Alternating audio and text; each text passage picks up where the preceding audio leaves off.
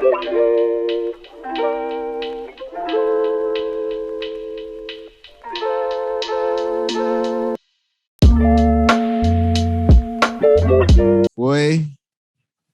yo, ladies and gentlemen, you already know who it is. It's the boy PRI. You ready to get the MO Primo? We back on the busy. And to my left, it's Apollo, man. Hey, man, it's just King Dude over here. I'm feeling ready today. This nigga did a 360. Yeah. I'm feeling good today. Hey. You know I'm feeling good today? Because the Boston Celtics are in the Eastern Conference Finals. Hey. Jimmy Butler dropped 41. I don't give a fuck. Hey. That's about it on that little take. But you already know, boys. You already know we back. Keeping on the NBA talk, we talking about Patrick Beverley's press run. Patrick Beverley has been on a lot of shows recently. First Take, Get Up, a lot of those ESPN sports show recently, and he's been saying how he feels. We're not going to show any clips. Y'all have already seen it. This isn't a reaction video. We're just discussing more or less about how we feel about a lot of Patrick Beverley's comments. Honestly, I thought that Patrick Beverley was honestly doing a pretty decent job. I think when he brought up Chris Paul being a cone, that like overshadowed everything because you can tell there's some animosity behind it. Have y'all seen Danny Green's response to Patrick Beverley? Patrick Beverley was pretty much along the lines of he's a cone. Like everyone in the league kind of looks at him as like he's not stopping anything. Like, and what do you do with the cone? He was looking at all the hosts, and they're just like, I don't know, and just like you run around it. That's pretty much what he was saying. And Danny Green kind of had a problem with. Danny Green said, "People target you too, Pat Bev. You ain't playing no fucking defense out there. You ain't stopping Luka." Time to time, Luka called him a little man and say he's too fucking small with every chance he got. Honestly, bro, I think that is a nigga that just got in the spotlight and just ran with it. You know what I mean? Like, yeah. I don't even know if it's good or bad. I think it's just Patrick Beverley at this point. I think he genuinely showed himself, which is not. I'm not saying he's a bad person or anything, but yeah, he just showed himself. Like he just showed like. His character on the court is the same person as he off the court. Like he's just gonna talk shit. He gonna tell you how it is. He gonna say shit he shouldn't be saying because I don't know.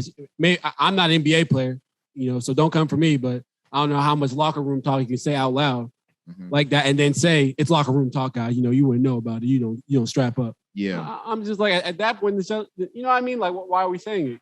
Because you're saying a point I can't even argue about, or I can't even agree or disagree. You know what I mean? Yeah. No, I don't know how to feel about it. I felt like he was doing a good job until he brought up Chris Paul. I left a little sour taste in my mouth. Granted, there's a CP3 hate tour going on, which is very reasonable. Let me not lie right now. It's very reasonable. This man dropped 4-2-0 series. I mean, at the end of the day, CP3 is a great player. Great player. I think there's a lot of great players that have shortcomings.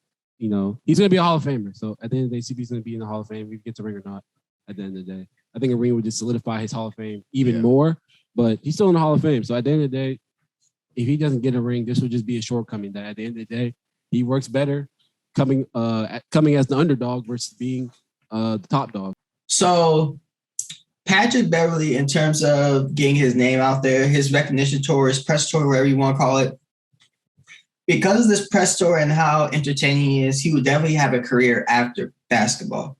Of course. I mean, a lot of people like the excitement. A lot of people love beef.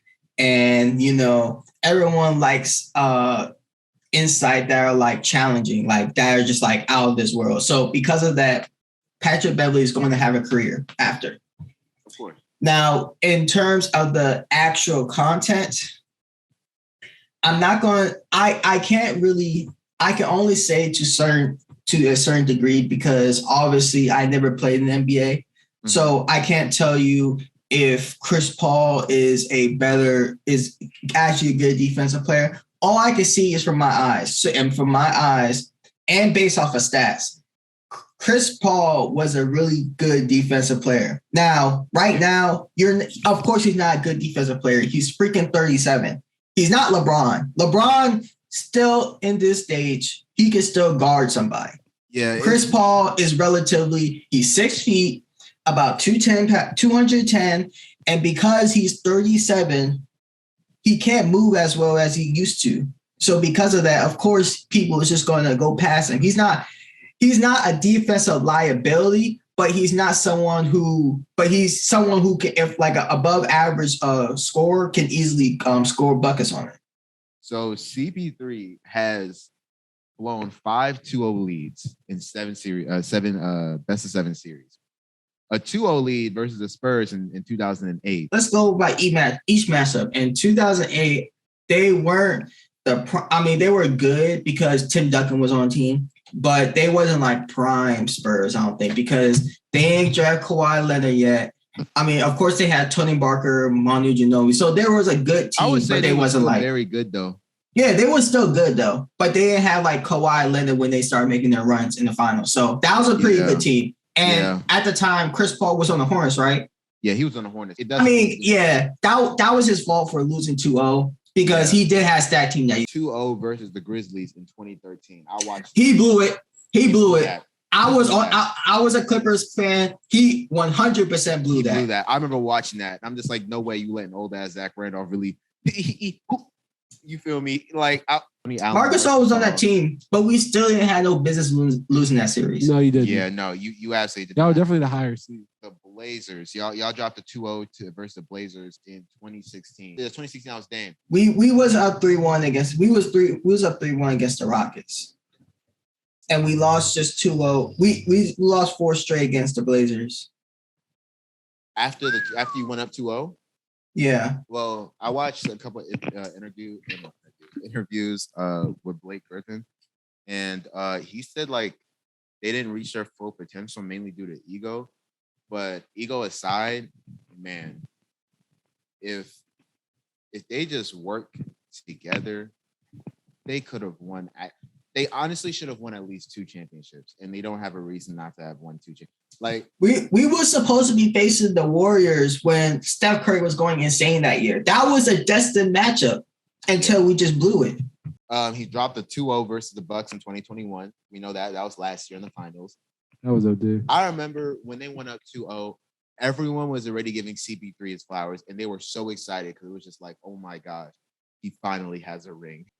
And then Jan did it again. Yeah, Giannis. Giannis said, "Fuck the bullshit." Yeah. Apparently, he's lost 4. Chris Paul has lost 4 straight Game 7s. No, he's bad in Game 7s though. No, I knew that. He's 3 and 5 because he always gets the same. He always gets the same ref. Scott Foster. Yeah.